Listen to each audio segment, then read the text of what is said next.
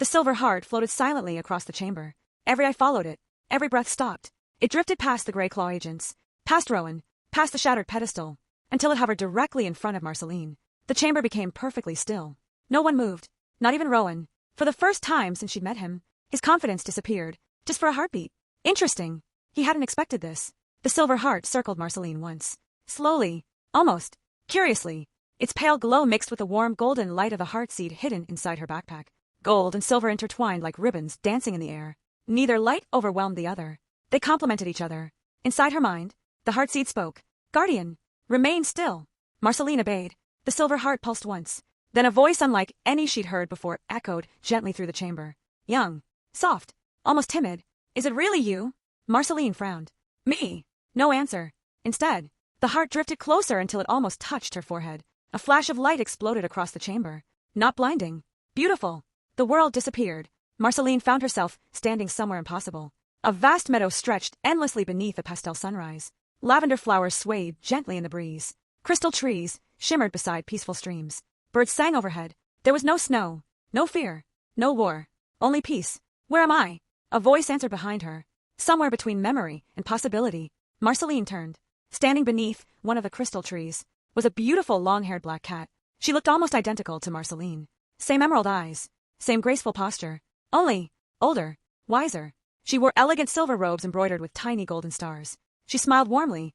I've waited a very long time. Marcelline stared. Who are you? The stranger tilted her head. I was hoping you would remember. Thousands of images flooded Marcelline's mind. Ancient tunnels, children laughing, gardens beneath mountains, the 6 hearts shining together. Then, a council, 6 guardians standing in a circle. And among them, the black cat before her, not beside Marcelline. As Marcelline, the memories vanished. Marcelline staggered. No, that's impossible. The older cat nodded gently. It should be. Marcelline's breathing became uneven. Am I? She couldn't finish the question. The stranger answered anyway. No, you are not me. You are. She smiled softly. My echo. Silence. What does that mean? It means souls leave footprints. When one life ends, sometimes, very rarely, another continues the path. Marcelline looked down at her paws. So I'm just another version of someone? No. The older guardian stepped closer. You are entirely yourself. But courage. She gently touched Marcelline's chest. Has a habit of returning to the world. Far away. Thunder echoed across the peaceful meadow. The older guardian's smile faded. We don't have much time. She raised one paw. The sky above transformed into another vision. 6 sanctuaries. 1 golden. 1 silver. 1 glowing deep emerald. 1 brilliant sapphire. 1 crimson. 1 radiant violet. Then, a 7th light appeared. Black. It didn't belong. It spread beneath the earth like ink through water, slowly consuming everything. Marcelline whispered. What is that? The guardian's expression became grave. It is not a sanctuary. It is. She hesitated. Whatever Dawn was trying to prevent. Before Marcelline could ask another question, the peaceful meadow began dissolving. Flowers disappeared. Trees faded. The guardian's outline shimmered. No. Marcelline reached toward her. I still have questions. The older cat smiled. I know. You always did. She gently placed something into Marcelline's paw. A tiny silver seed, barely larger than a pearl. It will bloom. When you stop trying to save everyone alone. The world shattered into light. Marcelline gasped. She was back inside the ancient chamber. Only seconds had passed. The gray claw agents hadn't moved. Juniper was still staring. Poppy still held Orion's paw. Time itself seemed to have paused. The silver heart slowly settled into Marcelline's waiting pause. Its glow became steady, peaceful, happy. The ancient chamber trembled. Then, massive stone gears hidden inside the walls began turning. Ancient doors opened throughout the observatory. Dust exploded from forgotten corridors. Deep beneath them, something enormous awakened. The heartseed spoke urgently. Synchronization complete. Second guardian heart restored. Guardian authority increased. Golden symbols spread across Marcelline's sleeves. Silver patterns intertwined with them. Not armor. Not magic. Recognition. The sanctuary had accepted her. One by one, the gray claw agents lowered their heads. Not willingly. Their bodies simply refused to resist. The authority of a true guardian filled the chamber. Even Rowan couldn't hide his surprise. He laughed quietly. So it finally chose. Marcelline looked toward him. You knew this would happen? He nodded slowly. I hoped. You wanted me to take it. I needed someone worthy to. Juniper stared. I'm officially confused again. Rowan smiled sadly. I was never trying to claim the second heart. Everyone froze. What? He looked toward the ancient pedestal. It rejected me. 132 years ago. Silence. I've returned every decade since. It never changed its mind. Marcelline slowly tightened her grip on the silver heart. Then why bring the gray claws? Because, his expression darkened. They're no longer entirely under my command. Every Grey Claw agent turned toward Rowan simultaneously. Their movements were perfectly synchronized. Too synchronized. Almost. Mechanical. The leader stepped forward. Commander, you have exceeded your usefulness. Rowan's smile disappeared. I was afraid of that. The 6 agents reached for identical crystal devices hidden beneath their coats. Their eyes flashed with unnatural crimson light. Not emotion. Control. The Heartseed's voice thundered through the chamber. Warning. Corruption level critical. Original Grey Claw lineage, no longer in command. The lead agent slowly smiled, but it wasn't his smile. Something else looked through his eyes. Something ancient. Something patient. He looked directly at Marcelline, then at the 2 hearts in her paws. His voice echoed unnaturally. 2 voices speaking at once. We finally found them. The chamber temperature dropped instantly. Both. We finally found them. The voice echoed through the chamber. Not from one Grey Claw agent. From all 6. Perfectly synchronized. Both. The words bounced across the ancient stone walls like a single mind speaking through 6 different bodies. Poppy instinctively stepped behind Marcelline. Juniper whispered, I officially hate whatever this is. Orion quietly picked up a fallen steel pipe. I was hoping today wouldn't become physical. Marcelline didn't take her eyes off the agents. Heartseed, what am I looking at? The golden sphere answered immediately. Corrupted hosts. Independent personality suppressed. External intelligence in control. Juniper frowned. So, they're possessed? A brief pause. Simplified explanation. Acceptable. The lead agent smiled. Only half of his face moved. The other half remained unnaturally still. We wondered how long it would take for the last guardian to awaken. His voice glitched between tones. Young. Old. Male. Female. As though dozens of voices were trying to speak at once. Rowan slowly stepped away from them. His expression was no longer calm. I told you. They stopped listening to me years ago. The lead agent turned his head with a sharp mechanical movement. You served your purpose. You located the guardian. You located the hearts. You are no longer required. Without warning. The agent raised one paw. A crimson crystal embedded in his glove flared to life. A beam of scarlet light shot toward Rowan. Marcelline reacted instinctively. The silver heart floated from her paws. A shimmering silver barrier formed between Rowan and the attack. The crimson beam struck it and dissolved into harmless sparks. The entire chamber shook. Everyone stared, including Marcelline. I didn't do that. The silver heart's gentle voice echoed inside her mind. I did. The lead agent tilted his head. Interesting. The second heart still remembers. Before anyone could react, every ancient doorway surrounding the chamber slammed shut. Stone ground against stone. Escape routes vanished. The room had become a sealed arena. Juniper spun toward Orion. Please tell me you know another exit. I've known her for 6 days. I don't even know where she keeps the coffee. Poppy tugged Marceline's sleeve. I'm scared. Marcelline knelt immediately. You stay behind, Orion. What about you? I'll be right here. You promise. Marcelline smiled. I promise. The little kitten nodded. For some reason, she believed her completely. The corrupted agents spread into a circle. Not rushing. Not attacking. Hurting. Like hunters surrounding prey. The lead agent folded his paws behind his back. We are curious. Marcelline narrowed her eyes. About what? You have awakened. 2 hearts. Something that has not happened for 912 years. Juniper whispered. That's oddly specific. The agent ignored her. But you remain incomplete. Marcelline's ears twitched. Incomplete. He pointed toward the silver heart. It chose you. He pointed toward the golden heartseed. It recognized you. Then he smiled. But neither belongs to you. Silence. The words settled heavily over the chamber. Marcelline frowned. What does that mean? The agent laughed softly. It means you are borrowing someone else's legacy. Before she could respond, Rowan spoke. No. Every head turned toward him. His voice carried a certainty Marcelline hadn't heard before. She isn't borrowing it. She's becoming it. The corrupted agents became perfectly still. Even the strange intelligence controlling them seemed to pause. Then, all 6 slowly looked at Rowan. You remember. It wasn't a question. Rowan sighed. More than I wanted to. Marcelline stared at him. What aren't you telling me? He met her eyes. The guardians weren't chosen one at a time. They were chosen as 6. The chamber floor suddenly illuminated. 6 enormous circles appeared beneath the stone. Each matched one of the hearts. Gold, silver, emerald, sapphire, crimson, violet. Marcelline and Rowan were standing inside 2 of them. The other 4 remained empty. The heartseed spoke urgently. Historical archive unlocked. Golden light exploded upward. The chamber transformed around them.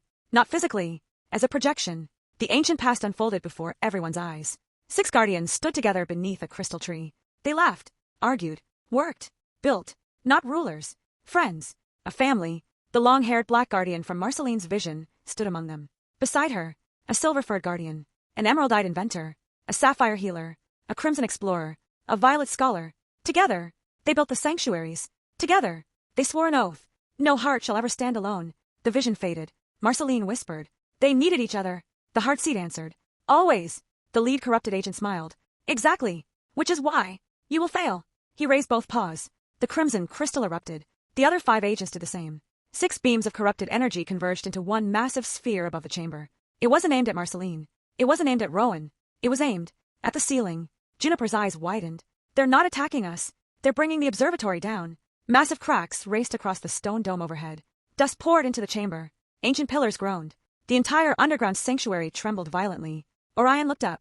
If that ceiling collapses, the second heart gets buried forever. And so do we. The corrupted leader smiled with chilling satisfaction.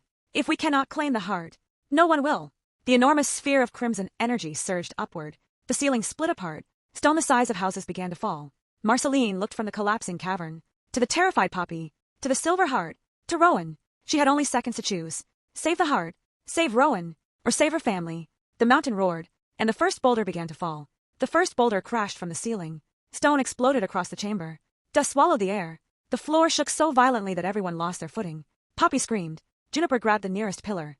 Orion instinctively shielded the little kitten with his body. The silver heart hovered beside Marcelline, its glow growing brighter with every second. Marcelline had one choice, one moment, one decision. The same kind of decision that had haunted her until her final breath in her first life. Back then, she had tried to save everything. She had lost almost everyone. Not again. She closed her eyes, just for a heartbeat, then pointed toward Poppy. Orion, without hesitation, already moving. The massive Maine Coon scooped Poppy into his arms and sprinted toward the safest section of the chamber. Juniper, the eastern support columns. I'm on it. The engineer was already running before Marcelline finished speaking. She slid beneath falling debris, pulling tools from her belt as she went. Rowan watched in silence. A small smile crossed his face. Even now, she wasn't protecting power. She was protecting people. Exactly as a guardian should. Another explosion echoed overhead. A stone pillar shattered. The entire observatory lurched sideways. Cracks spread across the walls like lightning. The corrupted leader laughed. Choose, guardian. The hearts. Or your family. Marcelline didn't answer. Because she already had. The golden heart seed floated from her backpack. The silver heart rose beside it. The 2 ancient hearts circled one another. Warm gold. Cool silver. Light filled the collapsing chamber. The hearts spoke together. Not separately. As one. Guardian. State your command. Marcelline looked toward the collapsing ceiling. Then toward Orion protecting Poppy. Toward Juniper desperately reinforcing a support column with portable hydraulic braces. Toward Rowan, who stood perfectly still, accepting whatever happened next. She took one slow breath. I choose. The chamber trembled again. Them. The 2 hearts flashed brilliantly. Not outward. Upward. 2 enormous beams of light struck the ceiling. Golden vines of crystal spread through the ancient stone. Silver roots intertwined with them. The collapsing dome slowed. Not stopped. Slowed. As though invisible hands were holding thousands of tons of rock together. Juniper stared upward. That's impossible. The heart seed answered calmly. Correction. It is expensive. Juniper blinked. Expensive? The silver heart added quietly. Energy reserves decreasing. The beams flickered. The hearts couldn't hold the mountain forever. The corrupted agents moved. Finally, 6 crimson crystals ignited simultaneously. They charged directly toward the hearts. Not toward Marcelline. Toward the source of the barrier. Rowan reacted first. He stepped directly into their path. The gray claw leader frowned. You would defend her? Rowan sighed. I've spent 2 centuries making mistakes. He slowly removed his coat. Underneath, ancient silver markings stretched across both arms. Scars. Crystal. Living light. They're beginning to itch. Juniper whispered. Why does that sound ominous? Rowan smiled. It usually is. He spread both arms. The silver markings erupted. Brilliant moonlight exploded across the chamber. Every corrupted agent froze mid-step. Chains of shimmering silver light wrapped around their bodies. Not hurting them. Restraining them. The lead agent strained against the bindings. You cannot imprison us. Rowan nodded. I know. But I can inconvenience you. Even Marcelline couldn't suppress a smile. The smile disappeared immediately. Blood dripped onto the floor. Rowan staggered. The silver light around his arms began cracking. The ancient crystal embedded beneath his skin splintered. Each fracture spread farther. Juniper gasped. He's breaking apart. The heartseed answered quietly. Guardian, Rowan has exceeded structural limits. Marcelline turned sharply. What does that mean? The heartseed hesitated. Then, his lifespan was borrowed. He is repaying it. Another crack spread across Rowan's arm. Then another. His breathing became uneven. Yet he smiled anyway. Still, he looked toward Poppy. Worth it. Poppy's tiny voice echoed across the chamber. Please don't die. Rowan looked at her. For just a moment, his centuries-old weariness disappeared. He smiled gently. I'll do my best. Then, Juniper shouted. I've got an idea. Nobody questioned her. That alone proved how much the team had grown. She pointed toward the ancient support pillars. The hearts are holding the ceiling, but the observatory isn't. Marcelline understood instantly. If we redirect the load? Exactly. Orion didn't wait for instructions. He was already lifting enormous stone beams into place.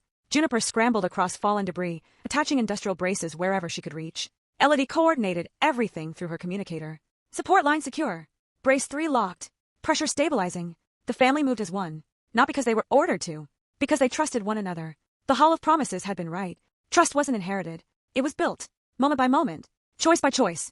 The crystal tree silver seed inside Marceline's pocket suddenly became warm. She instinctively touched it. The tiny seed began glowing. The heart seed spoke with unmistakable wonder. Guardian, the seed of unity has awakened. The little silver seed floated into the air. Tiny roots of shimmering light spread outward. Not into the mountain. Into the cats. One root connected to Juniper. Another to Orion. Another to Elodie. One gently wrapped around frightened little Poppy. Even Rowan. The glowing roots didn't give him power. They gave him something else. Perfect understanding. Without speaking, Juniper knew exactly where Orion needed another support brace. Orion knew precisely where to move the next beam. Elodie anticipated every instruction before it was given. Their movements became seamless, like musicians playing the same melody. The corrupted leader's expression finally changed. For the first time, he looked concerned. No! His distorted voice echoed through the chamber. The unity seed? It should not exist. The heart seed answered with quiet certainty.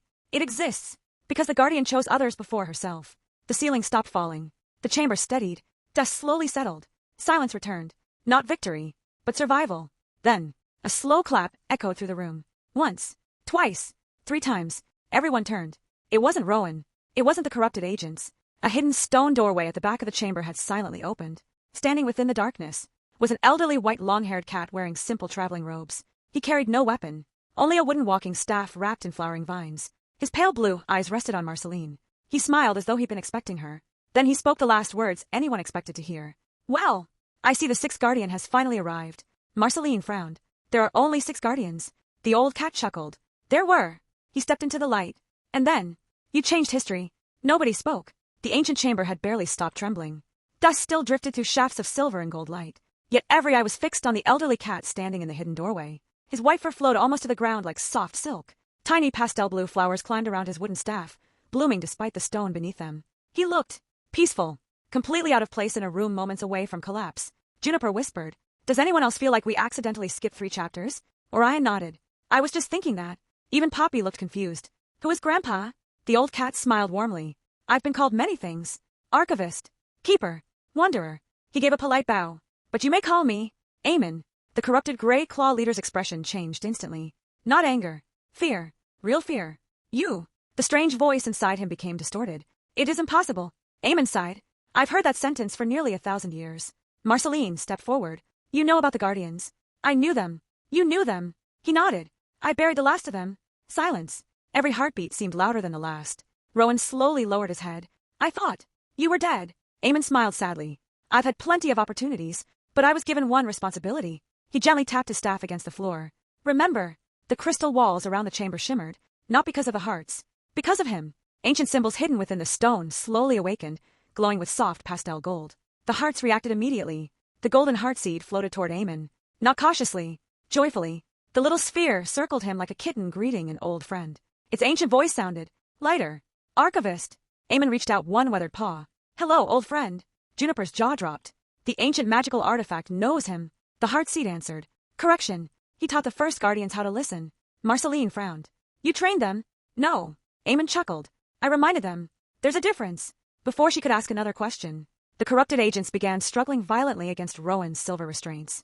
Cracks spread through the glowing chains. The lead agent smiled. "You waste precious time. The awakening continues." Eamon didn't even look at him. "I know." Then he looked at Marcelline. "Which is why we must speak quickly." He slowly approached her. His eyes settled on the silver seed floating beside her. A gentle smile appeared. "So, it awakened." Marcelline looked down at it. "You know what this is." "I planted the first one." Juniper raised both paws. "I'm sorry. How old are you?" Eamon thought carefully. "I genuinely don't remember anymore." Even Rowan laughed. It was the first genuine laugh anyone had heard from him. Marcelline folded her arms. "You said I changed history." "I did." "What did you mean?" Eamon's smile faded. "Tell me, in your first life, when did you die?" The chamber became very still. Marcelline looked down. 27 days after the first storm. Eamon nodded slowly. "And before that, how many hearts had awakened?" She frowned. "Only one. The first." He nodded again. "Exactly." He gently pointed toward the silver heart floating beside her. "It never awakened. Not in your first life." Marcelline blinked. "What?" "The second heart slept. The third was buried. The fourth was never found." The fifth, his expression darkened, was corrupted. And the sixth, he looked toward Rowan. Never forgave himself. Nobody spoke. Marceline's breathing became uneven. So, my first life, Eamon finished the sentence, wasn't the history I remember. The room froze. What? The world has ended before. Many times. Juniper slowly lowered herself onto a nearby rock. I need a notebook. Eamon continued. Not exactly the same. Not exactly differently. History. He smiled gently. Likes to try again. The words settled heavily over everyone. Marceline whispered. So I really did come back? Yes. But not because someone chose you. He looked directly into her emerald eyes. You chose. She stared. I don't understand. When the first sanctuary fell, when your world ended, when you stood alone beneath endless snow, you were offered peace. His voice softened. You refused. A memory surfaced. One she'd forgotten. Not of dying. Of what came after. Darkness. Silence. Warm light.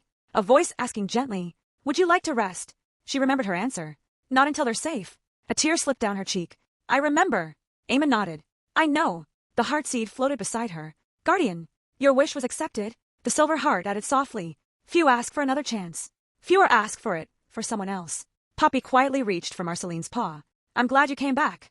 Marceline smiled through her tears. So am I. Suddenly, the corrupted leader laughed. Not mockingly. Triumphantly. Touching. His crimson crystal began glowing brighter.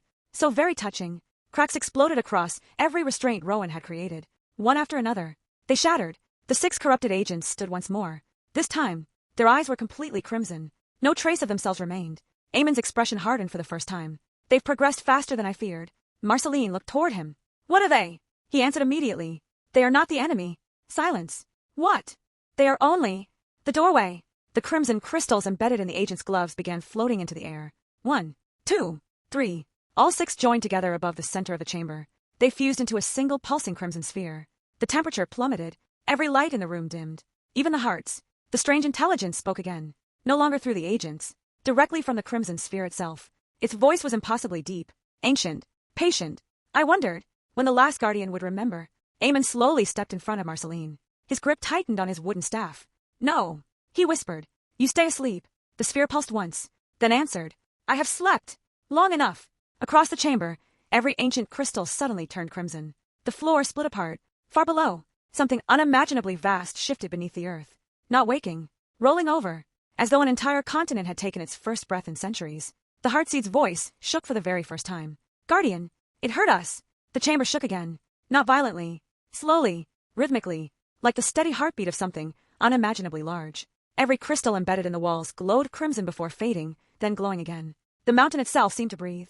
Nobody moved. Nobody dared. Even the corrupted gray claw agents looked upward, waiting, listening. The crimson sphere floated silently above the fractured floor. Its surface rippled like liquid glass. The ancient voice returned. Calm. Patient. I remember. When these chambers were new. A chill swept through every cat in the room. This wasn't boasting. It was memory. Eamon tightened his grip on his staff. You should not be awake. The sphere answered almost playfully. And yet, here I am. Marceline stepped forward. What are you? The chamber became silent. Then, I have been called many things. The sleeper. The hunger. The silence below. A pause. But long before names. I was simply the 7th. Juniper blinked. Didn't we literally just establish there were only 6? Nobody answered. Because no one wanted to. The heartseed's golden light flared brightly. Almost offensively. Its voice echoed through the chamber. Correction. There were never 7 guardians. The crimson sphere laughed. I never claimed to be one. The fractured floor suddenly illuminated. Ancient carvings spread outward in every direction. Eamon sighed. I hoped you'd never see this room. Marceline frowned. What room? He slowly pointed downward. The foundation. The cracks beneath the chamber widened. Not collapsing. Opening. Stone rings rotated with deep mechanical groans. Dust poured into the darkness below. A circular platform slowly rose from beneath the earth. Ancient. Beautiful. At its center stood a massive stone relief. 6 guardians surrounded a 7th figure. Not standing with them. Locked beneath them. Bound by enormous chains carved from crystal. The face had been deliberately destroyed. Only the chains remained untouched. Poppy whispered. They locked someone away. Eamon nodded. They had no choice. The crimson sphere drifted lazily above the monument. They feared me. No. Eamon corrected. They feared what happened. When you stopped listening. Marceline examined the carvings. The chains weren't wrapped around the figure. They stretched outward, connected to each of the 6 guardians. Almost like they were sharing the burden. She looked toward Eamon. They weren't imprisoning it. No. They were containing it. The old archivist smiled sadly. And every guardian accepted the same promise. He gently touched one of the ancient carvings. They each carried 1/6 of the seal. Silence spread through the chamber. Then understanding struck. Marcelline slowly looked at the 2 hearts floating beside her. If all 6 hearts don't exist together, the heart seed answered. Containment weakens. Juniper slowly looked around. So, every missing heart was basically a lock. Eamon nodded. Exactly. The crimson sphere laughed louder this time. And look how wonderfully you all helped me. No one argued. Because it was true. The gray claws hadn't simply searched for the hearts. They had separated them, hidden them, corrupted them, prevented them from standing together. Not to gain power, to weaken the prison. Rowan slowly closed his eyes. So that was the real plan. The crimson sphere drifted toward him. You were useful. You found what we could not. Rowan looked up. And now, you are unnecessary. Without warning, the sphere fired a crimson pulse. Not toward Marcelline. Toward Rowan. This time, no silver barrier appeared. Rowan barely managed to raise one arm. The blast struck. He was thrown across the chamber, crashing into an ancient pillar. The crystal beneath his skin splintered violently. Blood stained the white stone. Rowan. Before Marcelline could move, Eamon gently caught her shoulder. Wait. What? If you rush now, everyone dies. Those words hurt more than any attack. Because she knew he was right, Orion reached Rowan first. You still breathing? Rowan coughed. Regrettably. Orion smiled. Good. I'd hate carrying you. You'd complain the whole time. I absolutely would. Even injured. Rowan laughed. The crimson sphere pulsed again. This sentiment, it delays the inevitable. Marcelline looked toward the 2 hearts. What can we do? The silver heart answered quietly. You cannot defeat it. Her heart sank. The heartseed continued. Today, Eamon nodded. The hearts were never weapons. They were promises. Juniper frowned. That's inspiring, but also deeply unhelpful. Even Eamon smiled. Fair. He tapped his wooden staff against the ancient platform. Immediately, tiny points of golden light appeared across the world map carved into the stone. 1, 2, then dozens, then hundreds. Not hearts. Cats. Ordinary cats. Builders. Doctors. Teachers. Mechanics. Farmers. Children. Families. Each tiny light represented someone. Marcelline stared. What is this? The true sanctuary. Eamon's voice echoed softly. The hearts don't save the world. They gather those who will. The realization struck like lightning. She had been thinking too small. She wasn't building one shelter. She was building a civilization. The heartseed glowed warmly. Guardian mission updated. Words appeared in the air. Current objective. Unite the 6 hearts. Find the remaining guardians. Prepare the sanctuaries. Protect hope. The final words lingered. Not defeat the enemy. Not destroy the 7th. Protect hope. The crimson sphere suddenly became still. How predictable. You choose hope. Marcelline finally answered. No. She looked toward Juniper. Toward Orion. Toward Elodie. Toward little Poppy. Toward Rowan, struggling to stand despite his injuries. Then toward Eamon. I choose people. For the first time, the crimson sphere stopped laughing. Complete silence filled the chamber. Then it spoke. Almost thoughtfully. That answer. It has always annoyed me. Without another word, the sphere collapsed inward. The crimson light vanished. The corrupted gray claw agents fell unconscious where they stood. Every crimson crystal shattered into harmless dust. The terrible pressure filling the chamber disappeared. But before the last fragment of crimson light faded, one final sentence echoed through the observatory. Soft, confident. I will see you. When the 3rd heart awakens, silence returned. Real silence. No shaking. No crimson light. Only the gentle glow of the golden and silver hearts. Marcelline looked toward the ancient world map. 4 hearts remained hidden. The countdown to winter had fallen to just 10 days. And for the first time, she understood that saving the world wasn't about finding powerful artifacts. It was about finding the ordinary cats who would choose each other when everything else fell apart. Morning arrived quietly. The storm clouds had drifted farther inland, painting the sky in soft lavender and pale peach. For the first time in hours, the observatory was still. Dust settled over the ancient chamber. The unconscious gray claw agents had been carefully restrained, their crimson crystals reduced to harmless powder. The immediate danger had passed, but no one felt relieved. Winter was only 10 days away. Juniper stretched her sore back. I vote we never have another day like yesterday. Orion looked at the cracked ceiling. I don't think yesterday is finished with us. She followed his gaze. Fair point. While everyone inspected the damaged chamber, Poppy quietly wandered toward the enormous stone map in the center of the room. She wasn't looking for clues. She was simply curious. Her tiny paws traced the carved rivers, the mountains, the tunnels. She tilted her head. That's funny. No one heard her. Marcelline and Eamon stood beside the ancient monument. You said I'd change history. Eamon nodded. You've already awakened 2 hearts. In every history I remember. That took decades. Marcelline looked at the silver heart floating peacefully beside the heartseed. Is that good? Eamon smiled. It depends. Before he could explain, Poppy spoke again. This map is wrong. Everyone turned. Juniper smiled. It's 1,000 years old. I think it's allowed. Poppy shook her head. No. She pointed to a winding tunnel carved beneath the coastline. It goes the wrong way. Silence. Orion crouched beside her. What do you mean? The little kitten frowned in concentration. My dad showed me this. He said. She traced another route with one claw. The water doesn't flow there anymore. Marceline's attention sharpened. Your father showed you this exact map? Poppy nodded. Not this one. He drew it. Eamon's expression changed. Can you show us? Poppy carefully walked across the carved stone. She stopped near the western edge of the map. No. She shook her head. That's where Daddy crossed it out. She moved farther south. Then he drew. She traced an invisible line through the air. Another tunnel. Nothing happened. Juniper smiled politely. I don't think. A loud click interrupted her. Everyone froze. The ancient map shifted. Stone ground against stone. One carved tunnel slowly rotated. Then another. The entire underground network rearranged itself. Juniper's jaw dropped. I wasn't finished talking. The map finally stopped moving. Where there had once been a dead end, a new passage now stretched toward the southeastern coastline. It hadn't been hidden. It had been locked. The heartseed floated closer. Its voice carried unmistakable surprise. Archive correction confirmed. Original pathways restored. Marceline looked toward Eamon. You didn't know? The old archivist slowly shook his head. No. I've never seen that happen. Poppy looked around innocently. Did I do something bad? Marceline knelt beside her. No. You may have just helped all of us. Eamon stared thoughtfully at the little kitten. Professor Holloway, he whispered. You clever old fox. Marceline looked up. What did he do? He didn't simply study the sanctuaries. Eamon smiled. He corrected their maps. Juniper frowned. Wait. How? Eamon gently tapped the stone. These maps respond to memory. Not commands. Not passwords. They recognize understanding. Everyone looked at Poppy. She immediately hid behind Orion. Why is everyone staring? Orion smiled.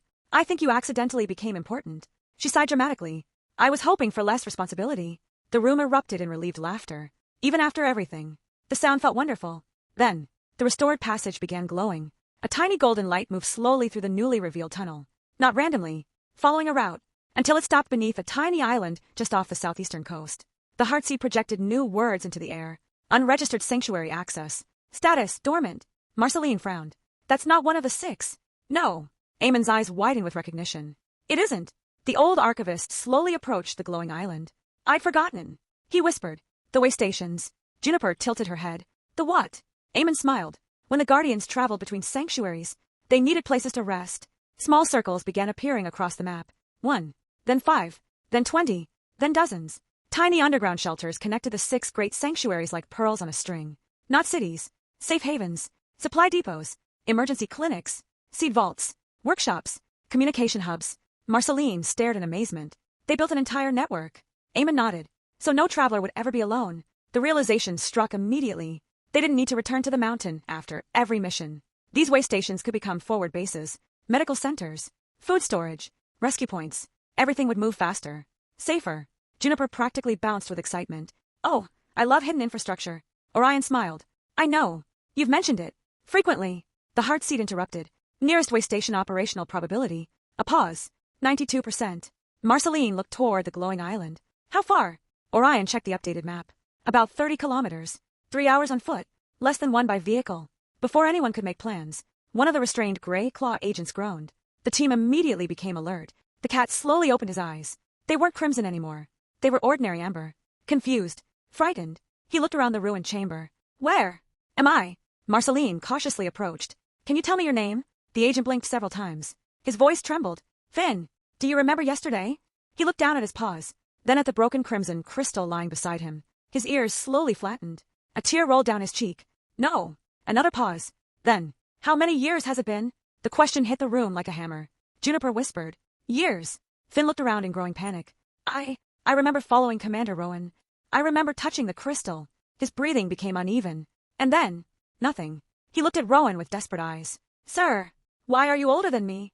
Rowan couldn't answer. Because he already knew the truth. Whatever had controlled the Grey Claws, it hadn't just taken their choices. It had stolen their time. And judging by Finn's terrified expression, he wasn't the only one. The chamber fell silent once more. Because somewhere out there could be hundreds of Grey Claw members who believed they'd only been gone for a single day. When decades had already passed, Finn couldn't stop shaking. He stared at Rowan as though reality itself had broken. You. His voice cracked. You look older. Rowan didn't answer immediately. He simply walked over and knelt in front of the younger cat. What is the last thing you remember? Finn squeezed his eyes shut. His breathing became ragged. I was 23. I had just completed Guardian tracking training. I thought. A faint smile crossed his face. I thought I'd finally make my father proud. The smile disappeared. I volunteered. For the expedition. Silence. Marceline exchanged a glance with Eamon. Neither of them interrupted. Finn continued. We found a cavern. There was, he frowned, a red crystal. I remember touching it. He rubbed his temples. It felt warm. Then, nothing. He slowly opened his eyes again. Did I fail the mission? Nobody wanted to answer. Finally, Rowan spoke quietly. No, you never came home. Finn blinked. What? You disappeared. For decades. The young gray claw stared blankly. Then laughed. A small, nervous laugh. That's not funny. No one laughed with him. His breathing became uneven. What year is it? Juniper quietly told him. Finn simply stared. Then looked down at his own paws. His claws trembled. My mother. She. His voice broke completely. She's gone. It wasn't a question. Marcelline looked away. Some grief deserved privacy. Eamon closed his eyes. The corruption doesn't merely control. It suspends. It preserves. It steals. Juniper frowned.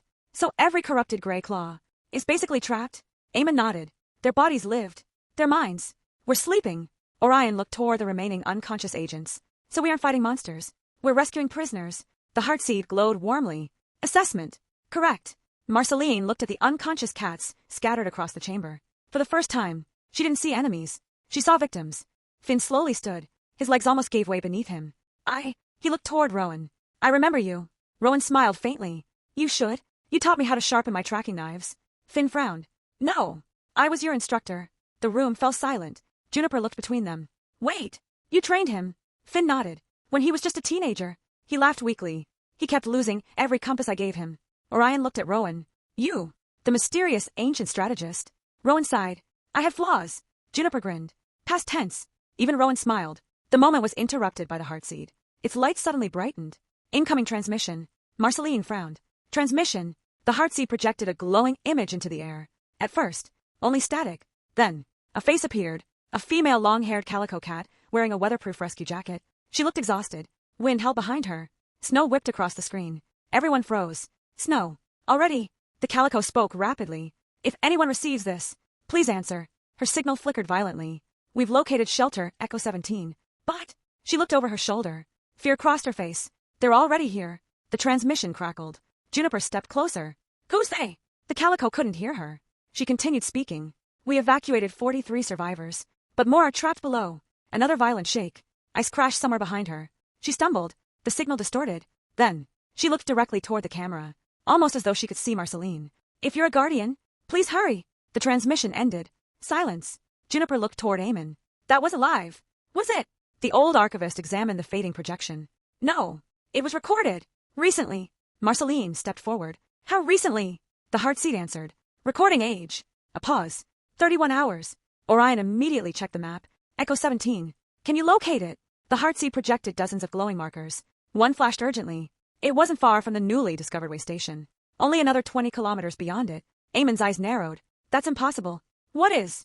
Echo 17 wasn't built by the Guardians. Juniper folded her arms. Please don't tell me there was another secret civilization. Eamon smiled apologetically. There may have been. Juniper sighed dramatically. I miss when my biggest problem was repairing generators. Marceline ignored the joke. Her attention remained fixed on the transmission. 43 survivors. A rescue team. Someone still alive. Someone who knew what a guardian was. She turned toward Rowan. Can you travel? He slowly stood. Pain crossed his face. I've survived worse. Finn immediately stepped beside him. So have I. Rowan looked surprised. You don't owe me anything. Finn shook his head. No. But someone gave me my life back. He looked toward Marceline. I'd rather spend what's left of it helping. Marceline smiled. Then welcome. The heartseed interrupted once more. Mission priority updated. New words appeared above the ancient map. Primary objective. Reach Echo 17. Rescue remaining survivors. Secure the coastal way station. Investigate the third heart. Everyone noticed the last line. Juniper blinked. Investigate. Not retrieve. The silver heart answered softly. The third heart. A brief pause. Is already awake. The room became deathly silent. Marceline slowly looked toward the glowing map. A new light had appeared. Not gold. Not silver. A brilliant emerald glow pulsed beneath the coastline. Steady. Strong. Alive. Someone else had already awakened the third heart. And they had no idea whether that guardian would become their greatest ally or their most dangerous rival. The emerald light pulsed steadily beneath the coastline. Not flickering. Not searching. Waiting. The entire operations map seemed to revolve around it. No one spoke for several seconds. Juniper finally broke the silence. So, we're officially not the only guardians anymore. The heartseed answered quietly. Correct. Marceline studied the glowing marker. Can you identify them? The heartseed dimmed slightly. Identity unavailable. Guardian has rejected registration. Eamon's calm expression disappeared. What? The heartseed repeated itself. Third guardian. Refuses synchronization. The room fell silent again. Rowan frowned. I didn't think that was possible. It wasn't, Eamon answered. Until today. Marcelline folded her arms. What happens if a guardian refuses? Nobody answered immediately. Finally, the silver heart spoke. The circle remains incomplete. The 6 glowing circles appeared again. Gold, silver, emerald, sapphire, crimson, violet. The emerald circle drifted farther away from the others. Its connections stretched thinner. Like a thread being pulled taut, the heartseed continued. Distance between guardians weakens the ancient promises. Juniper sighed. So, we need to convince someone who has magical superpowers to cooperate. She looked at Orion. I miss fixing generators. Orion smiled. I know. Marceline's attention shifted back to the recorded distress call. Echo 17. 43 survivors rescued. Others tracked. 31 hours had already passed. Every minute mattered. She looked toward the team. We don't change priorities. The survivors come first. Rowan nodded. Good. If the third guardian wanted to be found, they would have answered the hearts. Eamon raised one finger. Not necessarily. Everyone looked toward him. There are only 3 reasons. A guardian refuses the circle. He slowly counted them. Fear. Guilt. Then, he became unusually serious. Or deception. Juniper frowned. What kind of deception? Eamon's expression darkened. A guardian who believes. The others are the enemy. Nobody liked that possibility. Finn quietly spoke. If someone woke up alone, without answers, they might trust the wrong people. Marceline immediately thought of herself. If she hadn't met Orion, if she hadn't found Juniper, if she hadn't discovered the heartseed, would she have trusted anyone? She honestly didn't know. She closed the ancient map. We'll worry about the third guardian after Echo 17. The team prepared to leave. Supplies were redistributed. Portable medical equipment was checked twice. The unconscious Grey Claw agents would remain inside the observatory under Eamon's protection. I'll stay, the old archivist said. They cannot travel yet. Marceline nodded. And if, she hesitated, if the Crimson Intelligence returns? Eamon smiled gently. It won't. Not here. Juniper wasn't convinced. That wasn't reassuring. Before leaving, Marceline approached Finn. You don't have to come. The young tracker shook his head. I've already lost decades. I'm not losing today. An hour later, the team reached the newly discovered way station. Hidden beneath the tiny coastal island, a circular stone door rested beneath wildflowers and moss. No handle, no lock, just a carved symbol. 6 leaves surrounding a single tree. Marceline placed one paw against it. The 2 hearts floated beside her. Golden light spread through the ancient carving. The enormous stone door silently rolled aside. Warm air drifted upward. Not stale. Fresh. Juniper blinked. Someone maintains this. They descended carefully. The way station was unlike the great sanctuaries. Smaller. Cozier. Pastel lanterns glowed softly along polished stone corridors. There were bedrooms. A medical clinic. A greenhouse illuminated by crystal skylights. A workshop filled with beautifully preserved tools. A kitchen that looked ready to prepare dinner. It felt lived in. Orion looked around slowly. It's like someone left yesterday. The silver heart floated toward an ancient console. A gentle chime echoed. Lights brightened throughout the station. Water began flowing through old pipes. Ventilation systems quietly awakened. The heartseed announced. Way Station 3. Reactivated. Juniper immediately disappeared into the workshop. Oh, I love this place. She picked up a beautifully crafted wrench. It's balanced. It has proper weight. It respects me. Orion laughed. It's still a wrench. It has standards. Poppy wandered into the greenhouse. Her eyes widened. Rows of vegetables grew beneath soft crystal lights. Berry vines climbed pastel trellises. Fruit trees filled the room with sweet fragrance. They're alive. Marceline smiled. They never stopped growing. Then, a tiny bell chimed somewhere deeper inside the station. Once. Twice. 3 times. Not mechanical. Someone had rung it. Everyone froze. Chapter 19. The third guardian had a twin sister. The basket struck the floor. Fresh herbs scattered across the polished stone. Lavender. Mint. Chamomile. The sweet scent filled the quiet way station. The young cream tabby didn't seem embarrassed. She simply stared at the 2 hearts floating beside Marceline. Then she smiled. I was beginning to think you'd gotten lost. Juniper blinked. That's your opening line? The tabby shrugged. It sounded friendlier in my head. Poppy immediately crouched to help gather the herbs. They're getting squished. The young cat smiled warmly. Thank you. Within moments, both kittens were carefully placing the herbs back into the woven basket. Marceline noticed something. Poppy trusted her instantly. Poppy was usually cautious. Very cautious. The tabby stood. I'm Iris. She offered a polite bow. I look after way station 3. Marceline returned the gesture. I'm Marceline. I know. Iris looked toward the floating hearts. They told me. Juniper immediately raised a paw. They can do that. The heartseed answered. Only when necessary. Juniper folded her arms. So you're telling me they've been capable of introductions this entire time? Neither heart answered. Juniper sighed. I feel ignored. Marceline stepped closer. You said, your sister. Iris's gentle smile faded. Yes. Her eyes lowered. My older sister. The emerald marker on Marceline's map pulsed once. Almost. In response, Rowan quietly observed Iris. You know about the third heart. She nodded. I know where it is. Silence. And your sister has it. Another nod. Finn frowned. If she already awakened it, why isn't she here? Iris took a slow breath. Because she believes. She struggled to finish the sentence. The hearts destroy families. Nobody interrupted.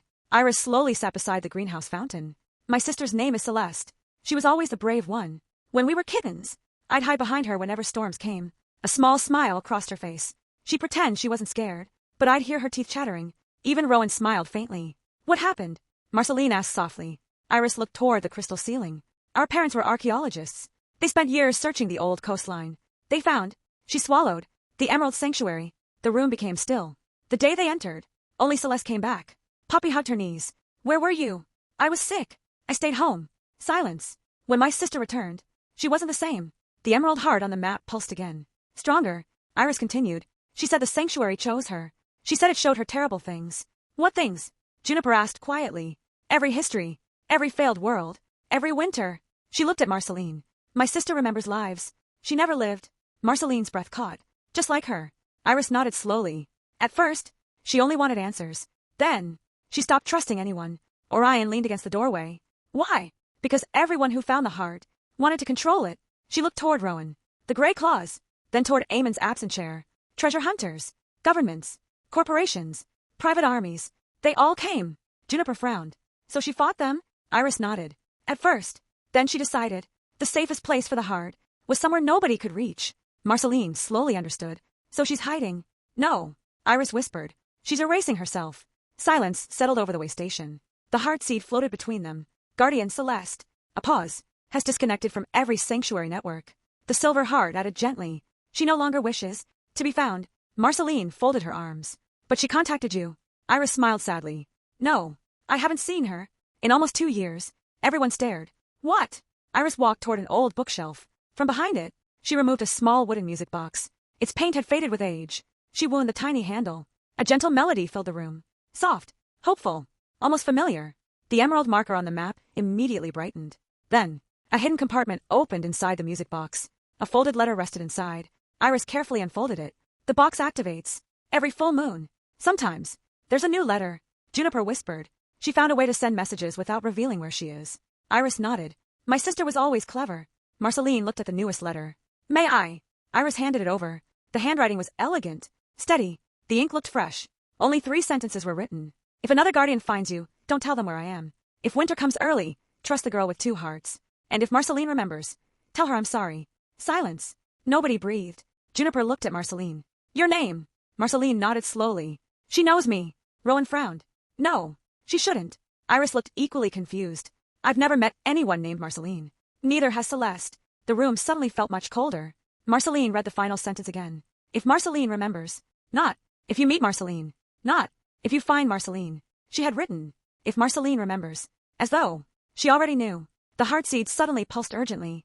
Its light flashed gold. Then silver. Then emerald. 3 colors. For the first time. Memory resonance detected. Marceline's vision blurred. The room disappeared. For one brief instant. She stood somewhere else. Snow. Endless snow. A ruined sanctuary. Beside her. A long-haired silver and cream cat. Laughing. Holding an emerald heart. Not Celeste. Someone else. Someone from centuries ago. The cat smiled and said, if we ever have to do this again, promise you'll find me first. The vision shattered. Marceline staggered backward. Orion caught her before she fell. Marceline. She blinked rapidly. I'm okay. But she wasn't. Because she had recognized that voice. She had never heard it before. And somehow, she missed it. The silver heart floated closer. Its voice was almost a whisper. The third guardian remembers. More than you do. Marceline couldn't shake the feeling. The letter was still warm in her paw. If Marceline remembers, tell her I'm sorry. She had never met Celeste. Not in this life. Yet somehow, the third guardian already knew her name. Juniper gently waved a paw in front of Marceline's face. Earth to guardian. Marceline blinked. I'm here. Juniper smiled. Good. Because your dramatic 1,000-yard stare was making the rest of us nervous. Even Poppy giggled. The tension eased. If only for a moment. The heartseed floated above the table. Its golden glow spread across the way station's map. A new route appeared. The glowing line connected the way station to Echo 17. Distance remaining. 19.6 kilometers. Estimated travel time. 2 hours. Marceline folded the letter carefully. We're leaving. Iris immediately stood. I'm coming. Marceline hesitated. You don't have to. I know. The cream tabby smiled sadly. But if my sister is involved, I need answers too. No one argued. An hour later, the team emerged from the hidden island tunnel. The morning had changed. Gone were the warm pastel skies. Cool sea mist drifted across the cliffs. The wind carried tiny flakes of ice. Not snow. Yet, just frozen salt and moisture riding the breeze. Winter was getting closer. Orion looked toward the horizon. I don't like this. Marcelline followed his gaze. Neither did she. The clouds weren't moving naturally. They spiraled. Almost. As though something enormous was pulling them inward. Eamon's words echoed in her mind. The awakening continues. The narrow coastal trail wound between pastel blue cliffs covered in wildflowers that stubbornly refused to stop blooming. The ocean below crashed gently against white rocks. Normally, it would have been beautiful. Today, it felt strangely empty. No birds. Finn whispered. Everyone noticed. Not a single seabird flew overhead. No insects buzzed among the flowers. No rabbits darted through the grass. The coastline was silent. Rowan crouched beside the trail. Fresh tracks. He ran one paw across the ground.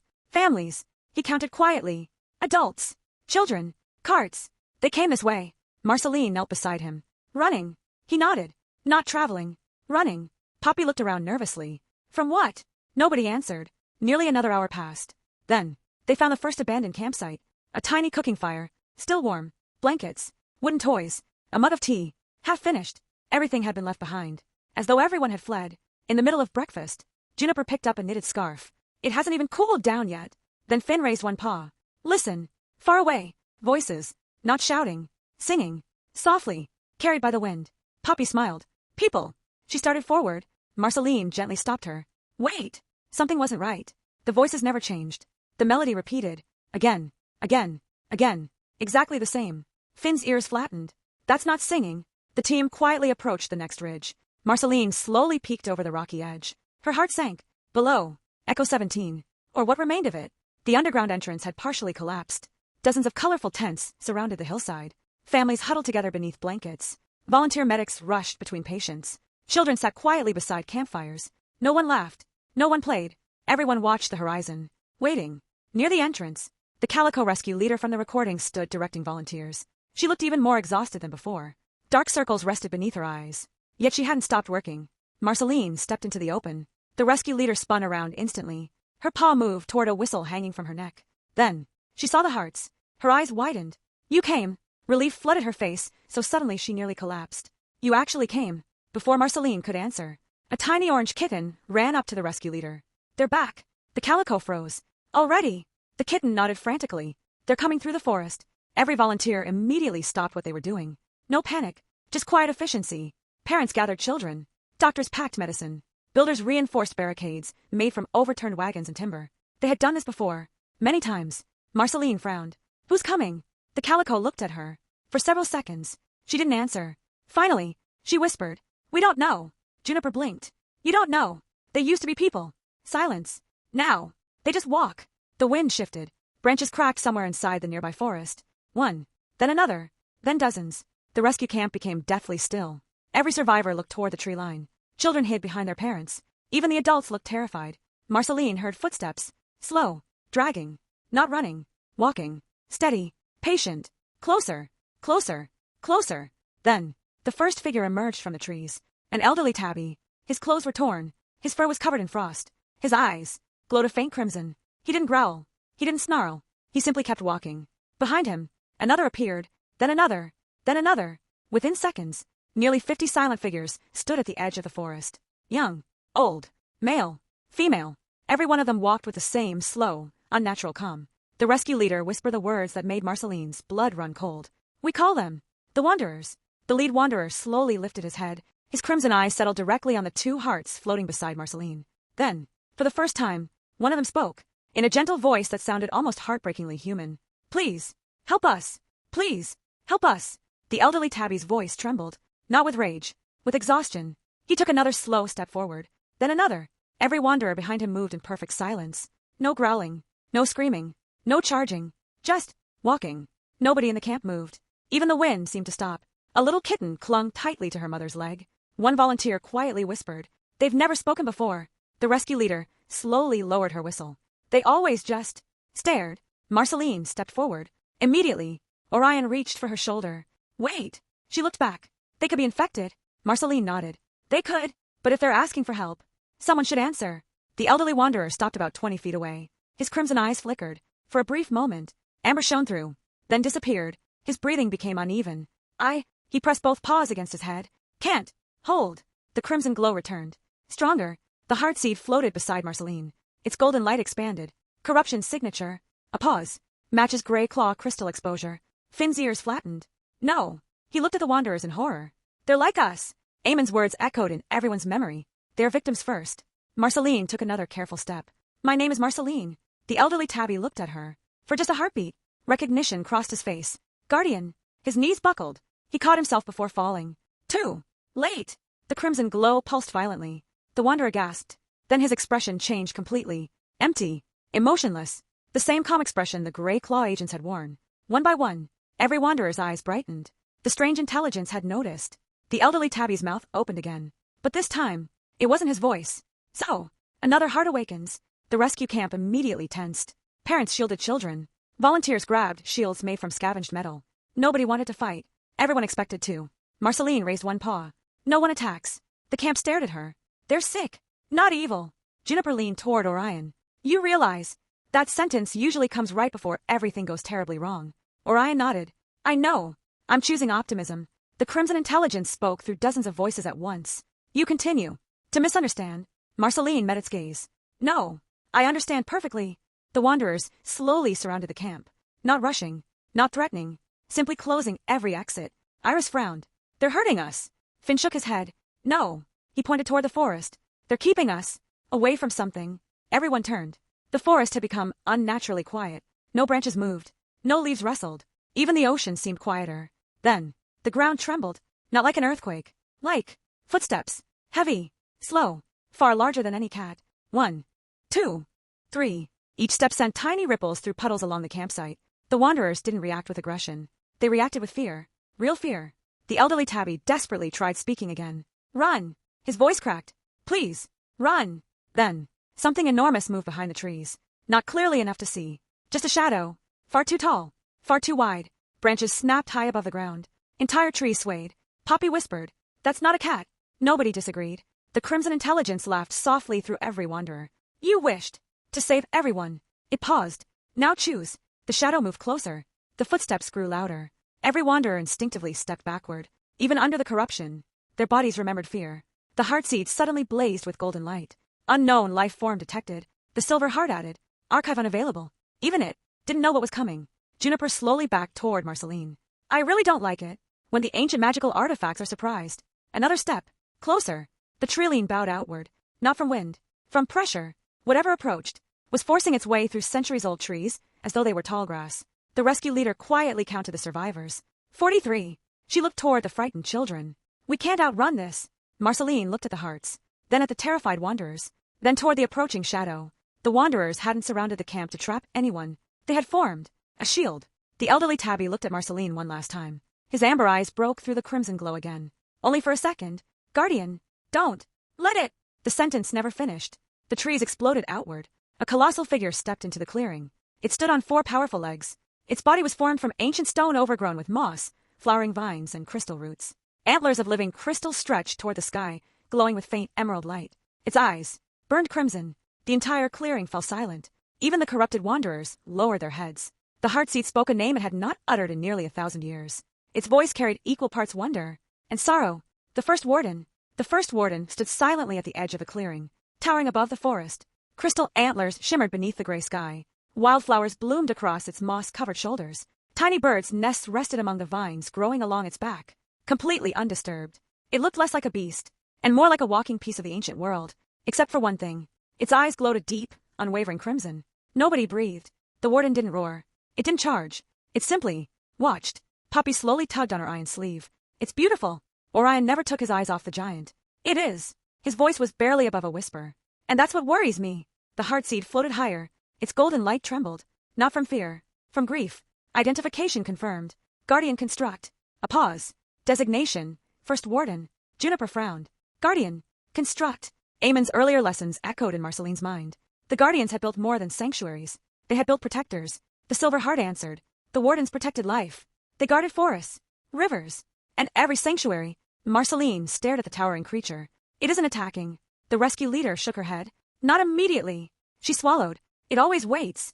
The first warden lowered its enormous head. Its crimson eyes settled on the floating hearts. The giant inhaled slowly. The wind rushed toward it, carrying leaves and flower petals into the air. Then, it spoke. Its voice sounded like ancient trees creaking in a storm. Guardian. The single word echoed across the valley. Marcelline stepped forward. I'm here. The warden blinked. For the briefest instant, the crimson faded. Soft emerald light shone through. Late. Its massive head dipped lower. So, late. The heartseed brightened. Residual identity detected. The warden lifted one enormous paw. Every survivor gasped. Parents pulled children behind overturned wagons. Volunteers raised makeshift shields. But the warden didn't strike.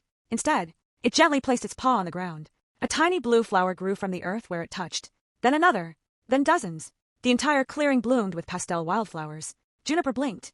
Did the giant monster just plant a garden?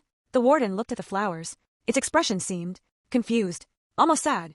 I remember. The emerald light flickered again. My duty. Then the crimson returned. Violently. The giant recoiled as if something invisible had stabbed it. It let out a deep cry, not of anger, of pain. Every wanderer dropped to their knees. They clutched their heads. The same unseen force was pulling at all of them. The ancient voice echoed through the clearing. Not from the warden. Not from the wanderers. From everywhere. You cling to memories. How exhausting. Marcelline looked upward. There you are. The voice chuckled. I have always been here. The first warden staggered. Its crystal antlers darkened. Crimson veins spread through the moss covering its body. The flowers it had just created slowly wilted. No, Marcelline whispered. She began walking toward it. Orion immediately followed. So do I. Juniper sighed. I was really hoping someone else would say that first. She ran after them. Finn and Iris followed without hesitation. Even the rescue leader stepped forward. Soon, the entire group stood together. Not attacking. Standing. The warden stared at them. Its breathing slowed. It tilted its enormous head, almost like it didn't understand. The heartseed spoke gently. It remembers. Being protected. Marcelline stopped only a few steps from the giant. Everyone behind her looked impossibly small. She could see the cracks running through its crystal antlers. The corruption wasn't on the surface. It had reached deep inside. She raised one paw. I'm not here to fight you. The warden's crimson eyes narrowed. Guardian. Its voice trembled. Why? Did you leave us? The question struck Marcelline harder than any weapon. She didn't have an answer. The silver heart floated beside her. Answer truthfully. Marcelline lowered her gaze. We didn't leave. Her voice was soft. We failed. Silence. We weren't strong enough. The clearing became perfectly still. But she looked back at Orion, at Juniper, at Poppy, at Iris, at Finn, at the frightened survivors, then back at the giant. We came back. The emerald light returned. Longer this time. The warden stared at her. Back! The crimson fought it. The giant groaned. Its massive body shook. The forest trembled. Trees bent under the force of its struggle. The heartseed suddenly blazed. The silver heart answered. Then, for the first time, the emerald heart responded from somewhere far away. 3 lights. Gold. Silver. Emerald. A beam of emerald light shot across the distant horizon. Straight into the sky. Everyone turned. Far beyond the cliffs. On a lonely mountain. A brilliant emerald pillar pierced the clouds. The third guardian had felt the warden's pain. Marcelline smiled. Celeste. The emerald light pulsed once. Almost like an answer. Then, it vanished. The warden closed its eyes. A single tear of glowing crystal rolled down its ancient face. Its voice became almost inaudible. She, still, cares. The crimson exploded across its body again. Far stronger than before. The warden threw its head back and roared. Not in rage. In agony. The sound echoed for miles. Cracks spread across its crystal antlers. The ground split beneath its feet. The heartseed's light dimmed. Its voice carried a warning unlike any before. Guardian. A pause. The corruption is adapting. Another crack raced through the warden's antlers. We are running out of time. The warden's roar rolled across the coastline. Birds burst from distant forests. The ocean churned against the cliffs. Even the clouds above seemed to recoil. Crimson fractures spread through the crystal antlers crowning the ancient guardian. Every new crack dimmed another piece of its emerald light. Marcelline didn't move. She refused to step back. Not now. Not when it was fighting so desperately to remember itself. The heartseed floated beside her. Its voice was quieter than before. Guardian construct integrity. A pause. 38%. Juniper swallowed. I don't suppose that's good. The silver heart answered. It is not. The warden stumbled. An entire hillside shook beneath its weight. Trees bent but did not break, as if they still recognized their ancient protector. The crimson voice echoed again. You delay. What cannot be prevented? Marcelline ignored it. Her attention remained on the warden. You protected these forests. The giant's breathing slowed. You protected every traveler. A faint emerald glow flickered beneath the crimson. You protected families. The enormous creature trembled. Then, something unexpected happened. One of the smallest survivors stepped away from the camp. A tiny gray kitten, couldn't have been older than 6. His mother gasped, "Luca!" Before anyone could stop him, the kitten waddled toward the towering warden, holding something behind his back. Orion instinctively started forward. Marcelline gently stopped him. "Wait!" The little kitten looked impossibly tiny beneath the giant. He slowly held out both paws. Inside them, a single white daisy, slightly bent, growing wild beside one of the abandoned tents. The kitten looked up. "Mister, you look sad." The clearing became completely silent. The warden stared, its massive crimson eyes focused on the tiny flower. Then, very carefully, it lowered its enormous head. Its nose stopped inches from the daisy. The kitten smiled. "My grandma says flowers help." The warden didn't answer. Instead, one colossal claw gently scooped the tiny flower from the kitten's paws. So delicately, not a single petal was damaged. Juniper whispered, "Well, I wasn't emotionally prepared for this." The crimson glow weakened, not vanished, weakened. The warden stared at the flower. Its deep voice became almost childlike. "Spring." The heartseed brightened. Memory recovered. Suddenly, the emerald pillar of light erupted once more on the distant mountain. Only this time, it wasn't alone. A figure appeared within it. Far away, too distant to see clearly, only a silhouette, long flowing hair, a cloak moving in the mountain wind. One arm raised toward the sky. Iris gasped. "Celeste." The emerald beam surged brighter. The heartseed spoke urgently. Remote synchronization attempt detected. Marcelline looked toward the mountain. "She's helping." The silver heart corrected her. "She is trying." The beam of emerald light stretched across the sky. It reached toward the warden, only to stop halfway, as though striking an invisible wall. The crimson corruption surrounded the warden like shattered glass, blocking the connection. On the distant mountain, the silhouette staggered. Even from miles away, everyone could tell. The third guardian had just failed. Iris lowered her head. She always tries to do everything alone. Marcelline smiled softly. "Not anymore." Without another word, she raised both paws. The golden heartseed floated into one, the silver heart into the other. Both hearts glowed brilliantly. "I don't know where you are." She spoke toward the distant emerald light. "But if you can hear me, stop carrying this by yourself." Silence. Then, the emerald pillar pulsed once, almost uncertainly. Marcelline continued, "You don't have to trust me. You don't even have to like me." A tiny smile crossed Juniper's face. "Reasonable." "But..." Marcelline looked toward the struggling warden. "That guardian protected all of us. So today, we protect it." For several seconds, nothing happened. Then, the emerald beam changed direction. Instead of forcing its way through the corruption, it curved, flowing around the crimson barrier like water finding a path through stone. The heartseed suddenly flared. Adaptive synchronization successful. Gold, silver, emerald. 3 beams intertwined above the clearing, not fighting each other, supporting one another. The warden's crystal antlers stopped cracking. The crimson glow retreated slightly, only slightly, but enough. The giant took one long, steady breath. Its eyes slowly opened. This time, one eye remained crimson. The other shone emerald. It looked directly toward the distant mountain. "Little guardian." Far away, the silhouette lowered its head, almost like a respectful bow. Then the emerald pillar disappeared. The warden smiled, a slow, gentle, ancient smile. Then it looked back at Marcelline. "You found each other." The smile faded. The remaining crimson eye brightened. The corruption hadn't lost. It had simply been pushed back. The ancient voice laughed, much quieter than before. "Excellent. You are learning." Marcelline frowned. "What do you mean?" "You continue to gather. You continue to unite." A pause. "And every connection you create makes the final choice so much harder."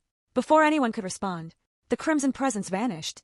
Not defeated, gone, like a tide retreating before returning stronger. The warden slowly lowered itself onto the earth. Its breathing was heavy, exhausted.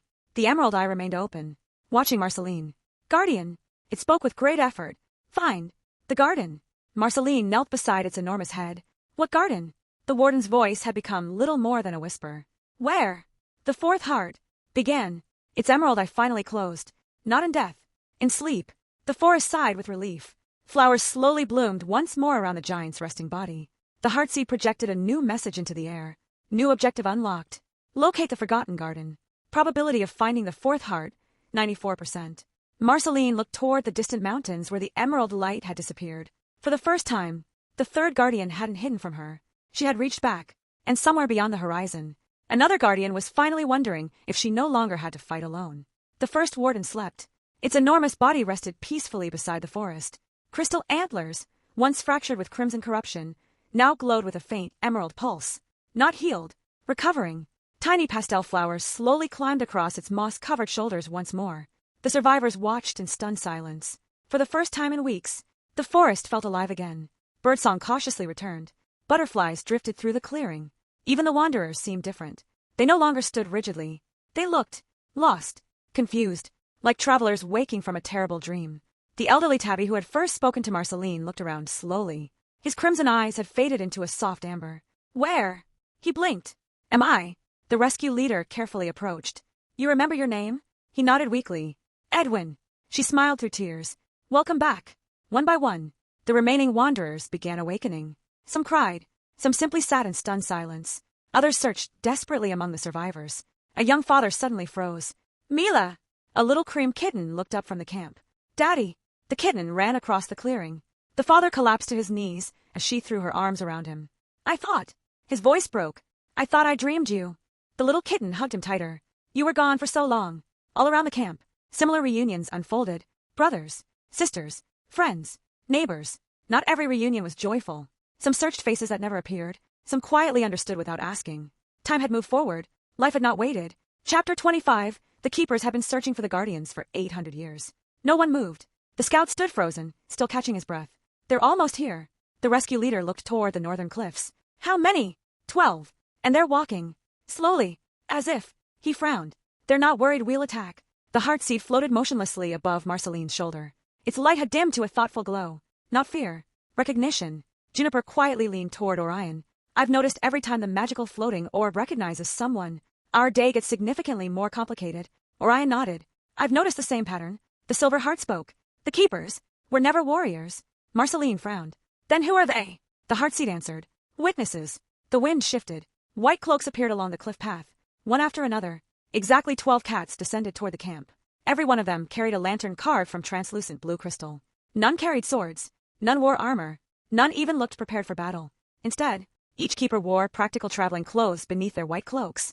Weather boots, heavy backpacks, medical satchels, books, maps, gardening tools, surveying equipment. Juniper blinked. They look like librarians. They are. The heartseed replied. The lead keeper reached the edge of the camp. He was an elderly cinnamon long-haired cat with gentle green eyes and silver whiskers. He looked tired. Not physically. Soul-deep tired. He stopped several paces from Marceline. Looked at the floating hearts. Then, very slowly, he removed his hood, dropped to one knee, and bowed. Every keeper behind him did exactly the same. The entire camp stared. The old keeper spoke. His voice trembled with emotion. Guardian. He swallowed. We're sorry. We couldn't find you sooner. Marceline blinked. You've been looking for us. The elderly cat smiled sadly. For 817 years. Silence. Juniper slowly counted on her fingers. That's... She stopped. Actually, that's just a really long time. The old keeper chuckled softly. It certainly felt like it. He stood again. My name is Cashin. I serve as first keeper. Marceline introduced herself. Cashin smiled before she finished. We know. Her ears twitched. You know my name? He nodded. We know every guardian's name. The room became noticeably quieter. Cashin carefully removed a thick leather journal from his satchel. Its pages were yellow with age. The cover had been repaired countless times. He gently opened it. Inside, hundreds of names, written by different paws, different inks, across centuries. Near the final page, one name glowed softly. Marceline. Below it, a blank line. Then another. Then another. Cashin looked at her kindly. We've been waiting for someone to write the next chapter. Marceline carefully touched the page. This book has never left our order. Cashin smiled. Generation after generation. When one keeper grew old, another continued writing. Finn stared. You remembered everyone? Cashin looked surprised. Of course. The heartseed glowed brighter. Keeper Directive 1. Never allow the guardians to be forgotten. Poppy looked around the group. So, you've just been waiting? A young keeper laughed. Waiting. Searching. Fixing old way stations. Collecting seeds. Saving books. Repairing maps. Teaching villages. The smile faded. Hoping. Marceline looked toward the blue crystal lanterns. What are those? Cashin gently lifted his lantern. Its soft blue light danced across the clearing. They don't reveal paths. They reveal. He looked toward the recovered wanderers. Truth. The lantern's glow swept gently across the camp. Most cats appeared completely normal. Warm blue outlines surrounded them. Healthy. Alive. When the light reached one recovered wanderer, tiny crimson threads became visible beneath his fur. Faint. Almost gone. The heartseed brightened. Residual corruption detected. Cashin nodded. We can see what ordinary eyes cannot. Juniper immediately stepped closer. Can I borrow one? Cashin smiled. You'd probably dismantle it. I absolutely would. I know. Laughter rippled through the camp. Even after everything, people needed moments like these. Then, Cashin's smile disappeared. He slowly turned toward Iris. You look exactly like your mother. Iris froze. You knew my parents? Cashin lowered his eyes. I buried them. Silence. I was there. The day they entered the Emerald Sanctuary. Everyone watched him carefully. Cashin sighed heavily. They weren't searching for treasure. They were searching. He looked toward Marcelline. For you. Marcelline frowned. What? They believed. One day, a guardian carrying 2 hearts would return. The camp fell completely silent. Cashin slowly removed another item from his satchel. A sealed envelope. Its wax seal bore the emblem of 6 intertwined leaves. The paper had yellowed with age.